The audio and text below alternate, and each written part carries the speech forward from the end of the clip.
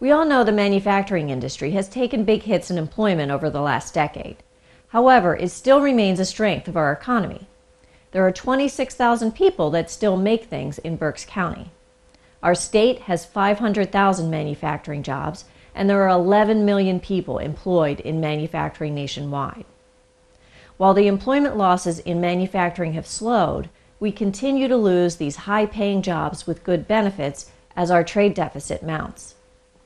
We are still the world's largest manufacturing base, but will soon lose that title to China. The ability to export is essential to retaining our manufacturing base.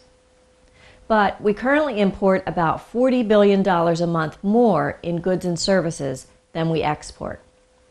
Rick Malaris is president and CEO of KB Alloys and a former member of the Chamber Board of Directors.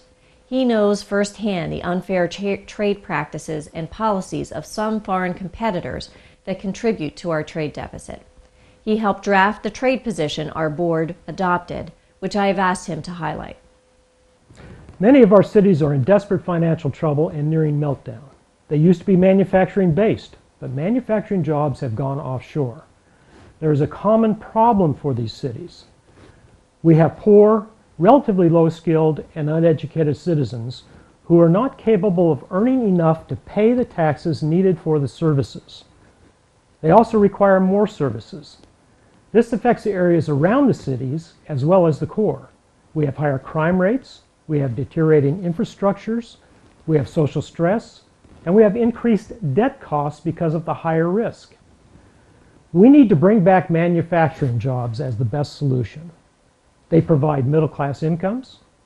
They provide skill development for the lower education attainment citizens. They also provide a multiple of supporting jobs that always come along with manufacturing. Most importantly, they will provide the needed tax revenues. A major reason for the job loss is foreign government mercantilism.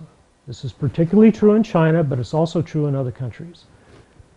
They have many subsidies that violate the concepts of fair trade and WTO rules.